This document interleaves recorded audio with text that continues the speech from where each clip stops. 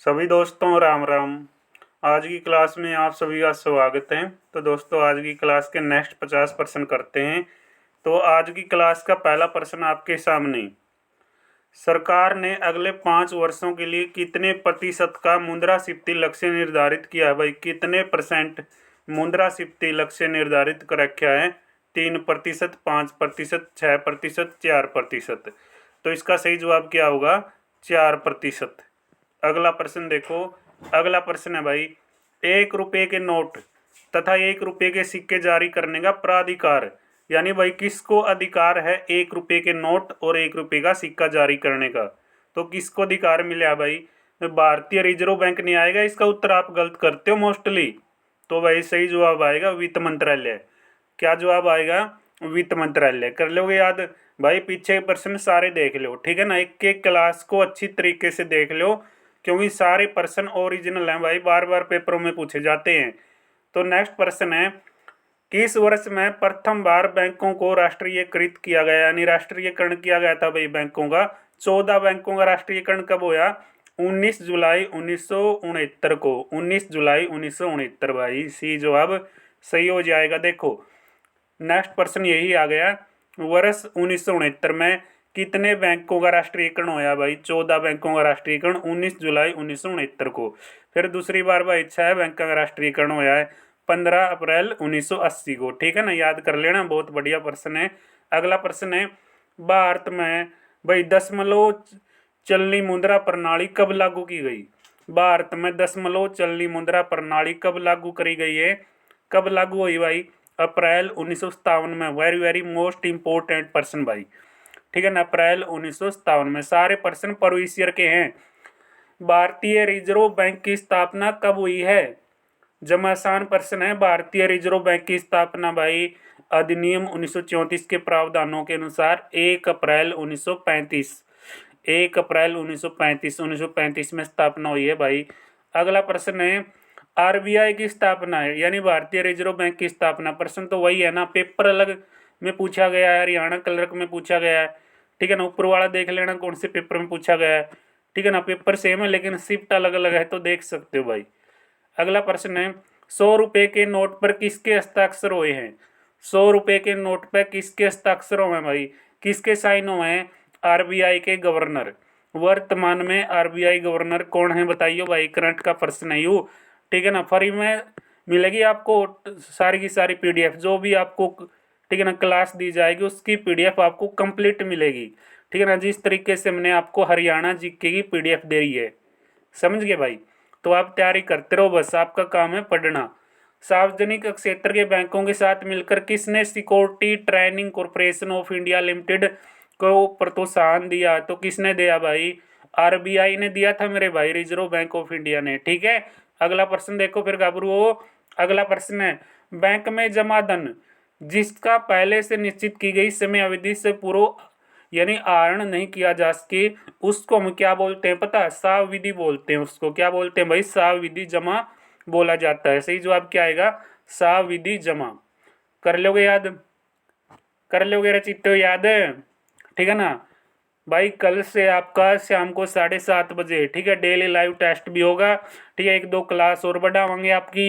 इब डेली भाई मीटर खींच दो, ठीक है ना। आप चाहोगे सर जी ये पर्सन भी लाइव करवा दिया करो, तो लाइव करवा दूंगा कि मैं चिंता करने की बातें नहीं आपने, ठीक है ना। तो आपका टाइम शेड्यूल बनावांगे बढ़िया तरीका है। कंटिन्यू पढ़ते रहो बस, आप लोग साथ दीजिए, चैनल को सब्सक्राइब कीजिए। आप लोग कहाँ कहाँ से हमारे साथ जुड़े हैं कमेंट में बता दिया करो, हम भी देखना चाहेंगे चाणक्य नीति परिवार कहाँ कहाँ तक पहुँच गया भाई, ठीक है। अगला प्रश्न है भाई, तो अगला प्रश्न क्या कहता है? नगद आरक्षित अनुपात भाई, ठीक है, किसको या किसके पास रखा जाता है या किसको दिया जाता है, किसके पास रखा जाता है, बात एक ही है। नगद आरक्षित अनुपात को किसके पास रखा जाता है, किसको दिया जाता है, किसके पास रखा जाता है? भारतीय रिजर्व बैंक। इसका मुख्यालय कहाँ पे है मेरा भाई? 1 अप्रैल 1935 को स्थापना, ठीक है ना। इसका राष्ट्रीयकरण हुआ था भाई 1949 में। अगला प्रश्न है,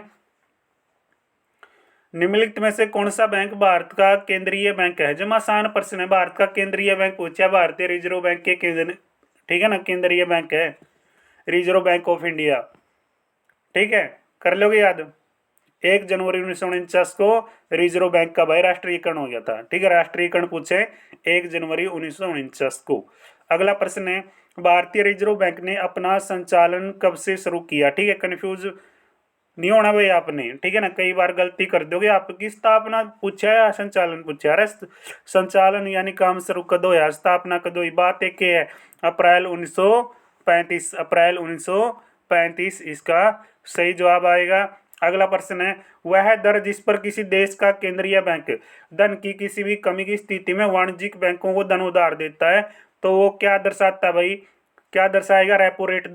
ठीक है भाई, क्या दर्शाएगा, रेपो रेट दर्शाएगा। रेपो रेट यानी रेपो दर के बारे में बताएगा। अगला प्रश्न है भाई साहब, रिजर्व बैंक ने महात्मा गांधी सर्कल में बैंक नोट कब से जारी किए हैं, बताइए भाई, कब तक जारी करे हैं। 1996 तक जारी करे हैं। ठीक है ना, 5, 10, 20, 50, 100, 500 यानी जो आपका 1000 का नोट आया करता ये जारी हो चुके थे। हाल ही में भाई आपका 1000 का नोट बंद किया गया है। कब से बंद होया भाई 1000 का नोट, किसी को पता है, बताए किसी को, बता के दिखाइए भाई। प्रतिवर्ष भाई एक बार रिजर्व बैंक के साथ सलाह से भारत सरकार स्फीति लक्ष्य निर्धारित करती है या निश्चित करती है। तो ये निश्चित करती है भाई, कितनी बार निश्चित करा है। ठीक है ना, 5 साल में एक बार भाई, 5 साल में एक बार निश्चित करा है, 5 साल में। अगला प्रश्न है, बैंकिंग के क्षेत्र की बात हो रही है ना भाई, हमारे सारे प्रश्न बैंकिंग के बारे में। बैंकिंग जो क्या विनियमन अधिनियम किस वर्ष में आया था भाई, विकसित। ठीक है, किस वर्ष में आया ये, 47 में, 48 में, 49 में, 50 में। ठीक है भाई, कद आया था ये, 49 में आया था, 49 में आया भाई। अगला प्रश्न है, अगला प्रश्न के एक वह है, भारतीय रिजर्व बैंक की स्थापना निम्नलिखित में से किस आयोग की सिफारिश पे की गई। 1 नंबर का प्रश्न है भाई। ठीक है ना, भारतीय रिजर्व बैंक यानी आरबीआई की स्थापना भाई किसकी सिफारिश पर हुई है, किस कमीशन की सिफारिश पर हुई है। इल्टन यंग आयोग यानी इल्टन यंग कमीशन की सिफारिश पे इसकी स्थापना की गई।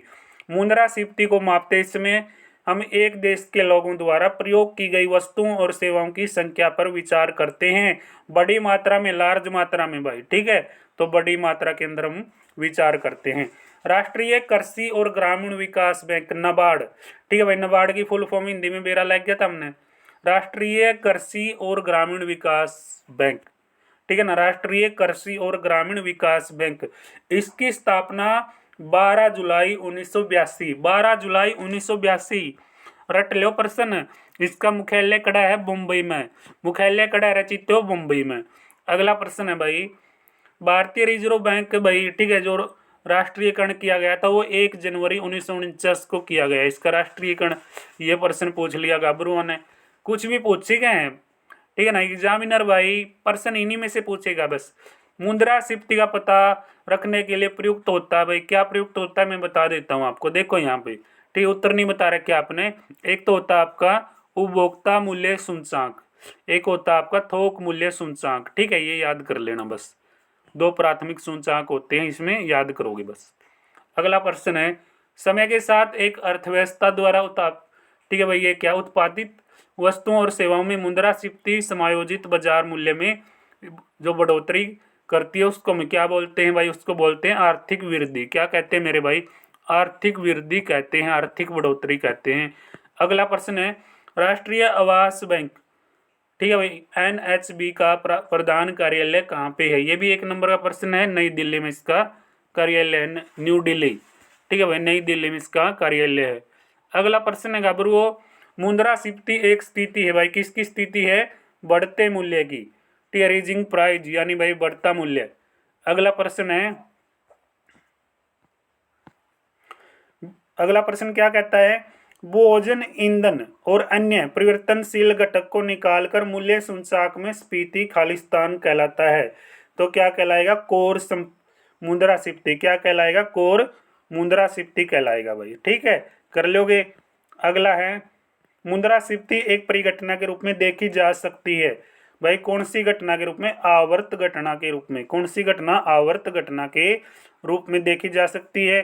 सारे प्रश्न पेपर में आए हुए हैं। ठीक है ना, मैं कोई ऐसा वैसा प्रश्न आपके सामने नहीं रख रहा जो आपके लिए भाई फालतू होगा। ठीक है, निम्नलिखित में से किस कंपनी में भाई क्या ये शगुन गिफ्ट बीमा पॉलिसी लॉन्च करी है। तो शगुन जो गिफ्ट भाई बीमा पॉलिसी लॉन्च करी है, ये करी है लाइफ इंश्योर किसने भाई, लाइफ इंश्योरेंस ने, किसने, लाइफ इंश्योरेंस ने। कर लोगे याद।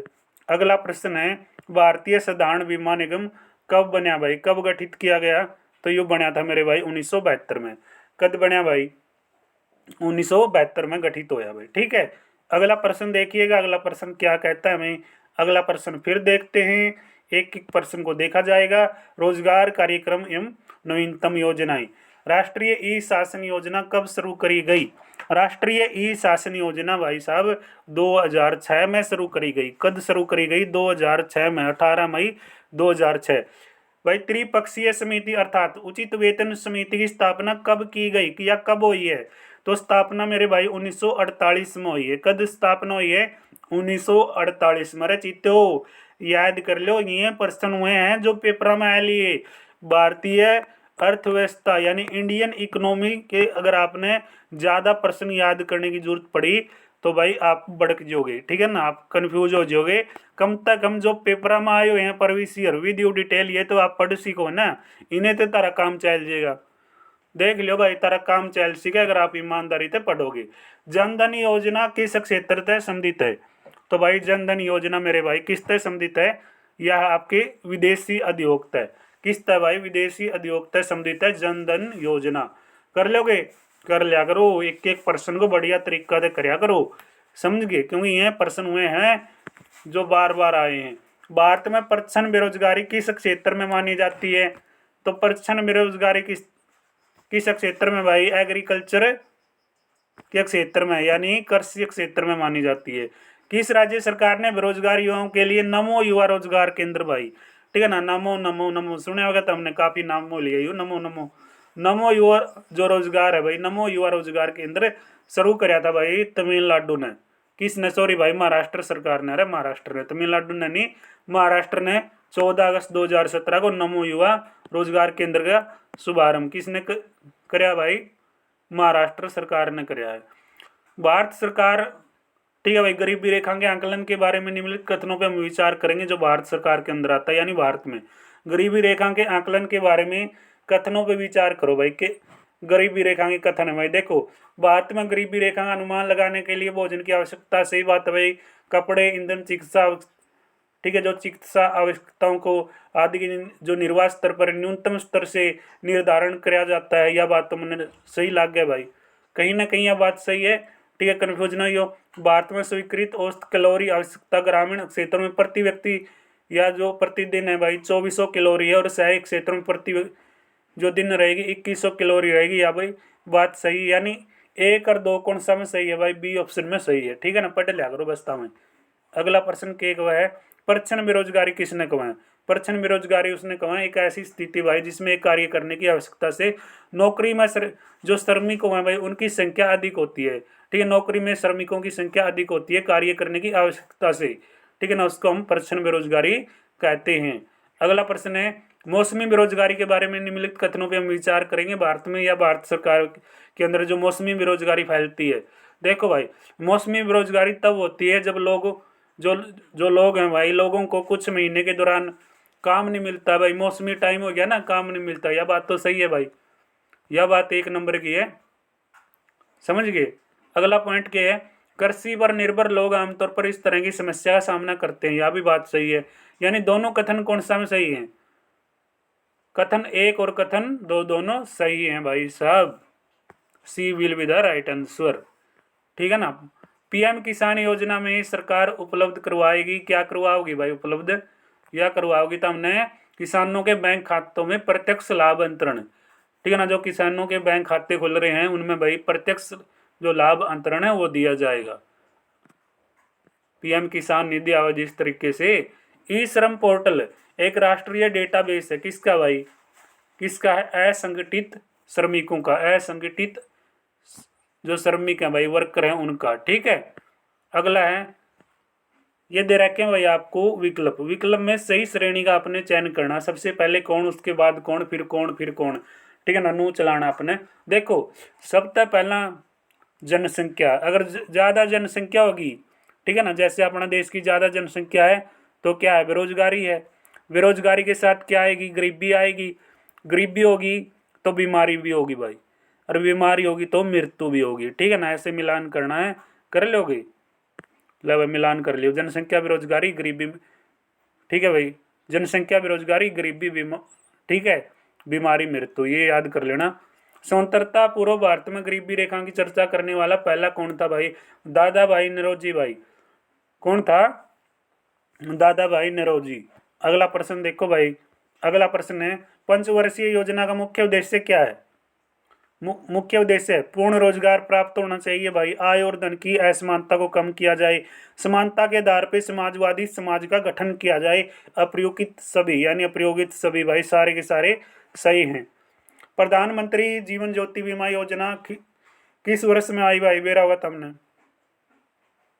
ठीक है, सभी भारतीय नागरिकों को जीवन बीमा योजना सुरक्षा प्रदान करती है 18 से 50 साल तक, 18 से 50 साल तक। प्रधानमंत्री सुकन्या समृद्धि योजना का, ठीक है, क्या मतलब है भाई, बालिकाओं के लिए छोटी जमा बचत बचत योजना भाई, बालिकाओं के लिए छोटी जमा बचत योजना भाई, प्रधानमंत्री सुकन्या समृद्धि योजना का लक्ष्य हो जाएगा। अगला प्रश्न आपके सामने लेके आ गया हूं, अगला प्रश्न कंप्यूटर जी ला दो स्क्रीन पे। प्रधानमंत्री उज्ज्वला योजना, समझिए ना, उज्ज्वला योजना जब आसान प्रश्न है। बीपीएल परिवारों को एलपीजी का कनेक्शन देना, यार सीधी सी बात है, यही की योजना है। प्रधानमंत्री सुरक्षा बीमा योजना के अंतर्गत दुर्घटना बीमा सुरक्षा के लिए भारतीय नागरिकों की अधिकतम आयु सीमा कितनी हो सकती है, 70 साल। 70 साल का रहे चित्ते, 70 साल का, ठीक है। पहलड़े बूढ़े देख लो 70 70 80 80 साल के हो रहे हैं, इब भी उनकी जो मशीन करी है नी इतनी फिट मिलेगी। और अपना वाली जो एज के बच्चे हैं या जो अपने साथी हैं उनकी एज देख लेना आने वाले टाइम में कितनी के लेंगे भाई। महात्मा गांधी राष्ट्रीय ग्रामीण विकास की जो बात है भाई, ठीक है ना, राष्ट्रीय ग्रामीण गारंटी स्कीम भाई कब लॉन्च हुई, 2006 में लॉन्च हुई भाई। ये किसकी सरकार में भाई, नरसिम्हा राव की सरकार में, 1991 में प्रस्तावित, 2006 में संसद में स्वीकार होगी भाई। 6 से 25 जिला में इसको लागू किया गया था। किस पंचवर्षीय योजना में गरीबी हटाना, इसके लिए क्या भाई अग्रवर्ती लक्ष्य के रूप में अंगीकार किया गया। कौन सी योजना में भाई गरीबी हटाने की बात करी गई थी, छठी पंचवर्षीय योजना में, ठीक है ना। प्रथम पंचवर्षीय योजना ने किस अवधि को पूर्ण किया भाई, पहली पंचवर्षीय योजना लागू हुई थी 51 और 56 में भाई, ठीक है ना, याद कर लियो बस, जो आसान प्रश्न है। आज का अंतिम प्रश्न है भाई, केंद्र के द्वारा मनरेगा योजना जो ठीक है ना, मनरेगा सुनिए ना, मनरेगा पे जावांगे भाई, काम पे जावांगे, तो मनरेगा योजना गरीबी से लड़ने के लिए लागू की गई है। कब लागू हुई भाई, 2006 में, ठीक है ना, 2006 में लागू करी। महात्मा गांधी ये काम थे तो हमें देख सीखवाड़ा है। महात्मा गांधी राष्ट्रीय ग्रामीण रोजगार ठीक है जो गारंटी अधिनियम में 2005 में भारतीय संसद द्वारा पारित हुआ।